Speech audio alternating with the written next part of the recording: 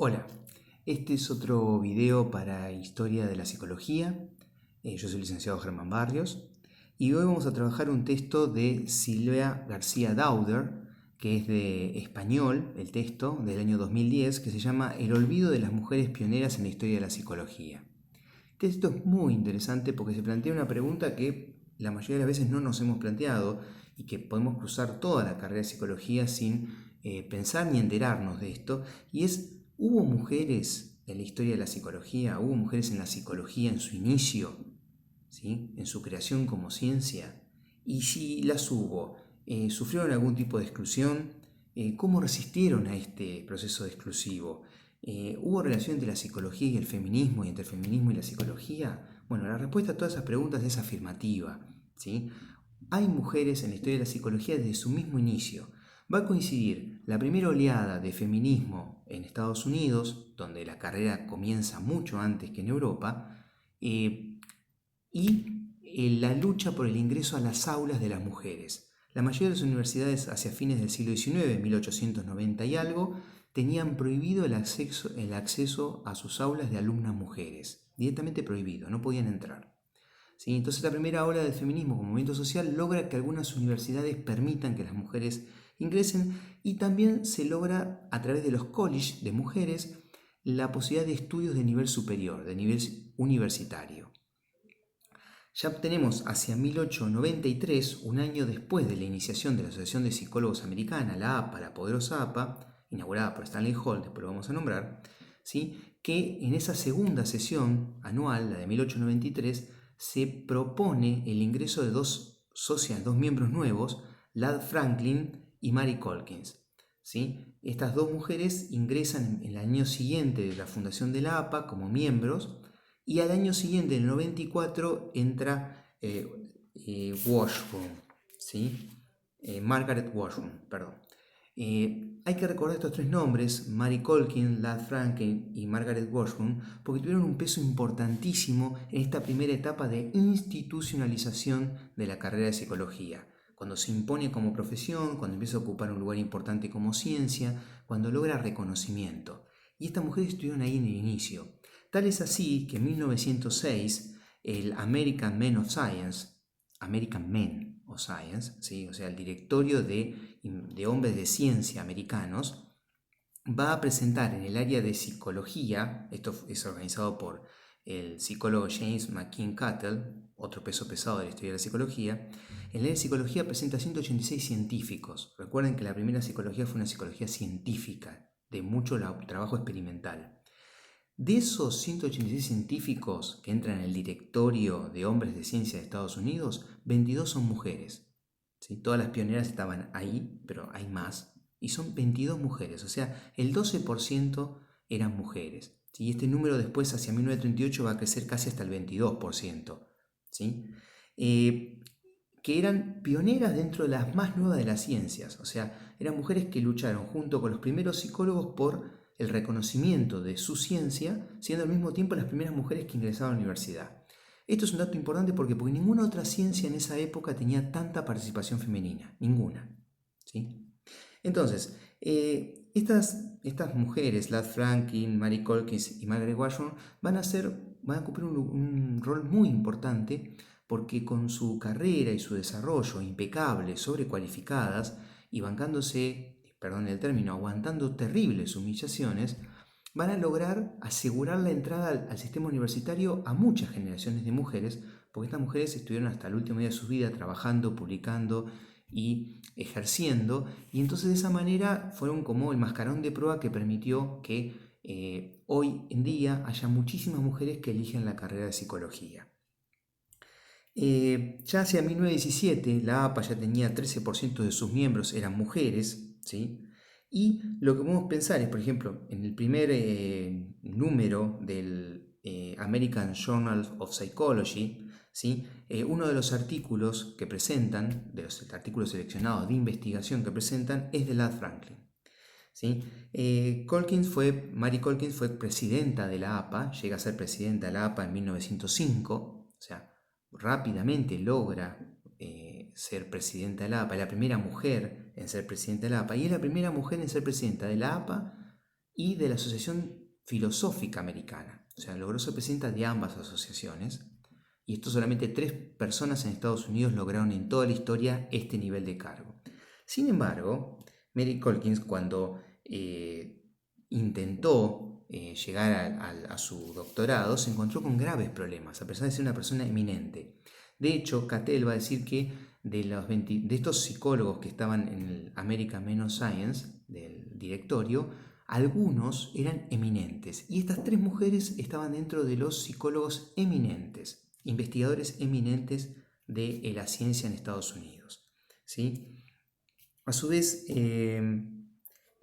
Calkins, además de ser presidenta de ambas asociaciones, es la segunda mujer que logra ser miembro de la Asociación de Ciencias de Estados Unidos.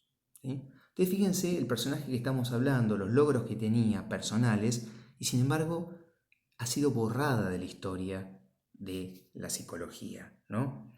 Margaret Washburn, por su parte, va a llegar a ser presidenta de la APA en 1921.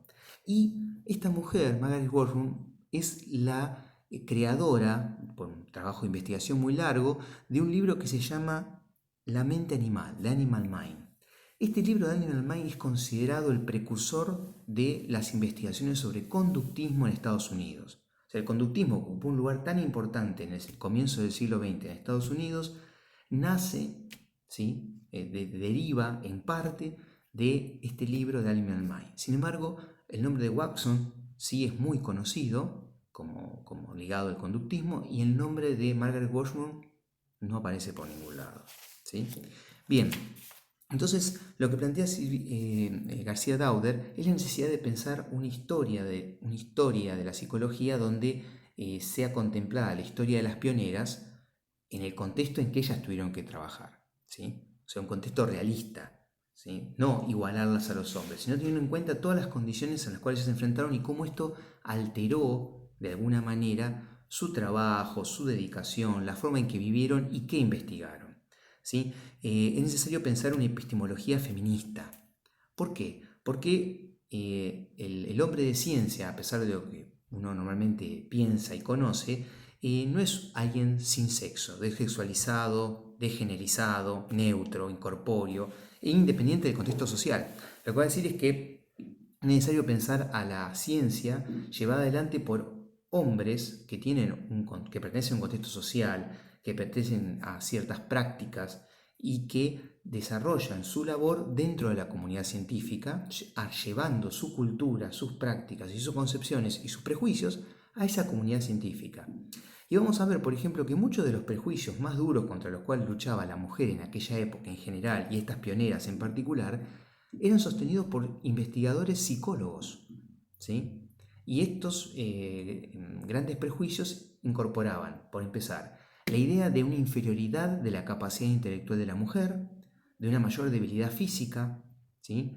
De una falta de variabilidad mental. Esto aparece varias veces en el texto, la idea de variabilidad mental, o sea, las mujeres servían para algunas cosas, no para todas, ¿sí? Esto decía que significaba que tenían una mediocridad natural, solo podían ocuparse de tareas sencillas, ¿sí? Y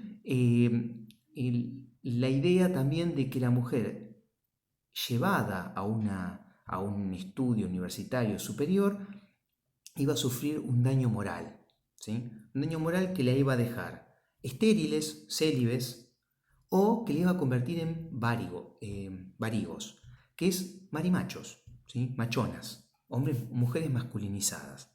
En esa época todavía no se pensaba, la sociedad victoriana no pensaba en la mujer como una mujer sexualizada, sino como una madre y una esposa, y por lo tanto no se pensaba en mujeres homosexuales, ¿sí? O sea, mujeres con deseos de hombre, pero sí la cuestión de la conducta. Entonces se hablaba de los varigos como las mujeres masculinizadas que perdían su importante condición femenina por meterse en áreas de hombres, ¿sí?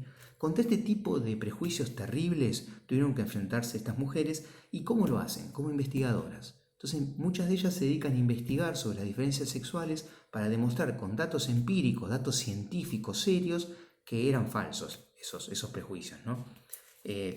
Lo que plantea García Dauder es que sin el trabajo valioso de estas mujeres durante décadas investigando, y aportando una mirada completamente diferente sobre estos prejuicios masculinos, quizá la psicología no hubiera podido abrir esos muros de género y haber avanzado, y hubiera seguido cortada con esos prejuicios. Prejuicios que hoy seguimos escuchando, ya no tanto dentro de la psicología, pero sí dentro de la sociedad, ¿no? Esta idea de que la mujer es más débil, que la mujer no sirve para todas las funciones, o que no tiene el mismo rendimiento en todas las áreas, ¿sí? Y otras mucho más terribles que vamos a ver en el texto. Entonces, al mismo tiempo que la sociedad debatía el sufragio femenino, las pioneras tuvieron que empezar a construir dentro de la psicología un área de estudio diferente y liberada de ciertos prejuicios extremadamente machistas, ¿sí? Entonces y acá se empieza a discutir el destino sexual de la mujer, que el destino sexual era ser madre y esposa, ¿no? Y cuáles eran los efectos de no hacerlo. Por empezar, el primer discurso con el que se enfrentaron, validado por psicólogos, era que no podían, por esta inferioridad de la que comenté. Luego, como cada vez hubo más mujeres universitarias que demostraron su enorme capacidad, se pasó a decir que no debían, una cuestión moral, de deber moral. ¿Por qué? Porque esto iba a afectar su salud reproductiva, ¿sí? Porque había una incompatibilidad, esto es maravilloso, útero-cerebro. O sea, si desarrollabas el cerebro, el que pagaba el precio era el útero. O sea, te volvías menos reproductiva. Hoy por hoy, siglo XXI, podemos pensar que todavía muchas mujeres se debaten entre elegir una carrera o formar una familia, o que sienten culpa en desarrollar su carrera si esto de alguna manera restringe su participación familiar. Pero nunca se plantean si los maridos o las parejas, los padres de sus hijos, tendrían que ceder su carrera para favorecer a la familia. O sea, siempre la discusión es sobre si la mujer debe hacerlo, lo cual implica que estos planteos no han pasado de moda para nada. ¿Qué es lo que va a decir Stanley Hall, el fundador de la APA, uno de los psicólogos eminentes de la historia? Que la mujer universitaria, lo cito, habrá asumido y empleado en su propia vida todo lo que estaba destinado a sus descendientes. ¿Sí? Es la apoteosis del egoísmo y va contra toda lógica y ética biológica.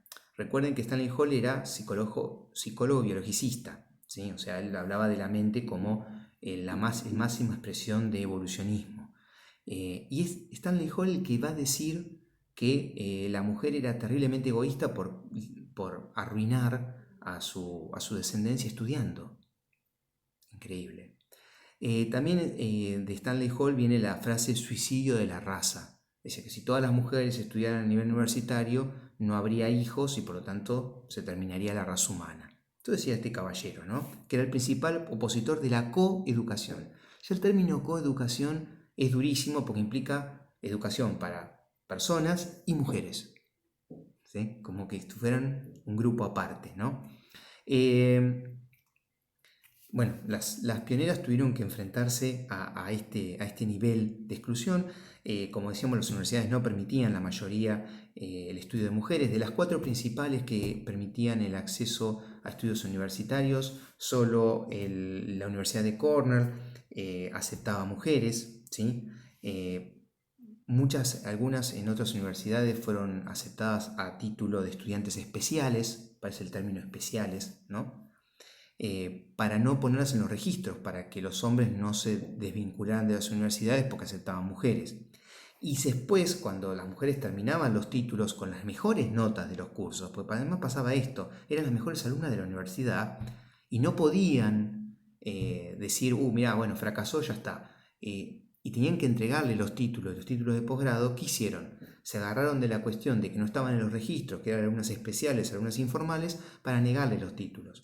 ¿Sí? De las pioneras hubo varias que, 6 por lo menos, que lograron reunir los requisitos para tener un doctorado, que era el máximo nivel de estudio en el siglo XIX y comienzos del XX que podía aspirar una persona en Estados Unidos. Todavía no existía el postdoctorado. ¿Cuál fue la historia de esto? Bueno, Lad Franklin tuvo que esperar el 50 aniversario de la Universidad Johns Hopkins para que le dieran su doctorado. Para ese entonces tenía 79 años. Lo cursó a la par de sus colegas, pero a los 71 años recién le dieron su doctorado que había hecho 44 años antes. Esta es la Franklin, ¿sí? Washburn también tuvo que cursar como alumna especial y sufrió el mismo tipo de maltrato.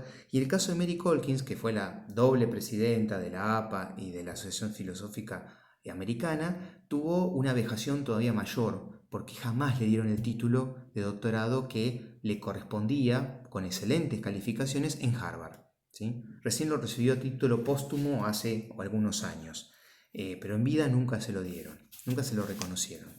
¿Sí? Nunca pudo ser doctora. Es más, le ofrecen a ellas un título en la escuela de enfermería.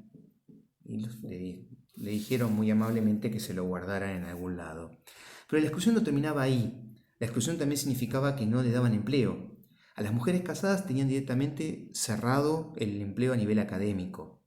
¿Sí? Se consideraba que una mujer no podía hacer un trabajo full time porque estaba a cargo de una casa. Entonces, como era casada y tenía un matrimonio que cuidar, una casa que cuidar, no podían trabajar en el lugar universitario, que era en ese momento de psicología experimental el destino principal de trabajo del psicólogo. Entonces estas mujeres casadas lo que hicieron fue inventar empleo, ¿sí? Se dedicaron a lo que se llamaba en esa época reforma social y a las profesiones de ayuda, que hoy hay otras disciplinas como el trabajo social que se dedican a esa área, pero en esa época no existían y se abocaron a esas áreas. Una de las cosas que marca Silvia Dauder, que es terrible, es pensar que este trabajo de adaptación, de interdisciplina y transdisciplina que desarrollaron muchísimas psicólogas durante décadas en Estados Unidos, debido a la segregación que tuvieron de otros empleos, en educación y en profesiones de ayuda, como llamaban en esa época, no fueron registrados. Entonces todo ese caudal de saber en relación a cómo aplicar la psicología a medios comunitarios que se ganó en esa época duramente, se perdió porque al no estar dentro de la academia se hizo la vista gorda y no se registró. No hay registro histórico de esto. Una historia escrita por hombres, obviamente, ¿no? Dentro de la academia, una de las formas que había de resistir y mantenerse investigando y estudiando era seguir solteras.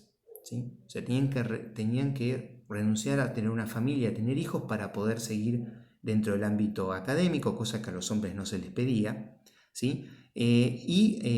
O dar clases, también seguir estudiando, investigando y dando clases en los colegios de mujeres y en las escuelas normales, normal school, pero siempre a condición de que fueran solteras, ¿sí?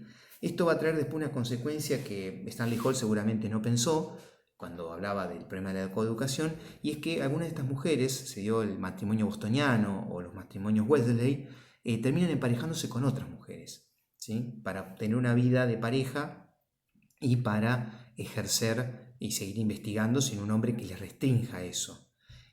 Bueno, eso en la época era tolerado porque se consideraban que eran amigas maternales, no se les pensaba una dimensión sexual a esta unión, ¿sí?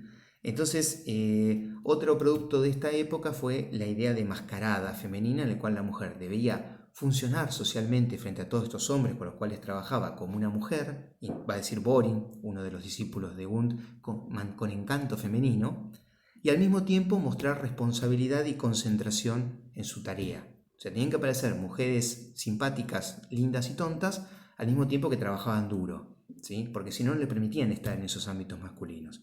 ¿Sí? Boring dice que algunas mujeres, las más entusiastas, reúnen encanto y concentración. ¿Sí? Mira vos.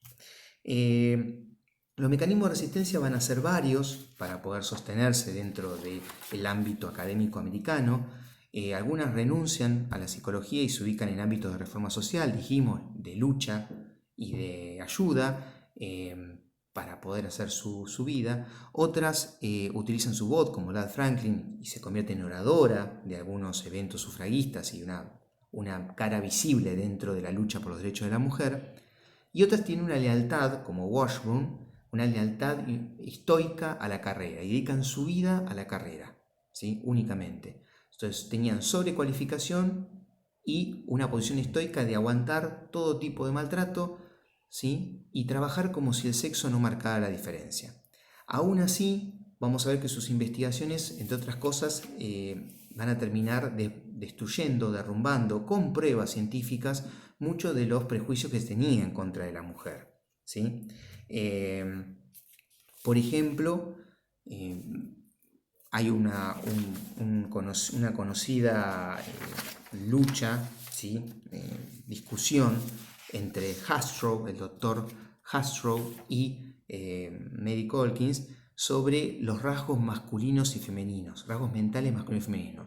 Hastrow, que había hecho un estudio de campo, había entrevistado miles de personas y había encontrado con que las mujeres siempre preferían la vida hogareña y los hijos, y los hombres en cambio preferían ser presidentes de Estados Unidos, ser pilotos, ser profesionales, ir a la guerra, todos destinos mucho más importantes. Y en base a eso decía que había rasgos mentales femeninos que marcaban esta incapacidad mental, inferioridad y esta falta de variabilidad mental, ¿no? O sea, no servían para muchas cosas. ¿Qué es lo que va a decir a esto Mary Colkins? Va a decir que, bueno, que si uno agarra un conjunto de mujeres y las cría desde muy pequeñas solo para la familia, la maternidad y estar casadas, y después de adultas en ese contexto social le preguntás qué prefieren, obviamente esos resultados van a ser los que encuentra Hastrow. Y por lo tanto hay una imposibilidad de eliminar los efectos del ambiente, ¿sí? Entonces dice, hay una diferencia entre educación y tradición, ¿sí? O sea, la educación y la tradición para el hombre y para la mujer son diferentes, por lo tanto los resultados son diferentes. Y con eso le destruye sus investigaciones a Hastrow, ¿sí? Thompson Gooley, otra de las pioneras, va a decir que hay una diferencia que es falso, la diferencia esencial de instintos y características, ¿sí?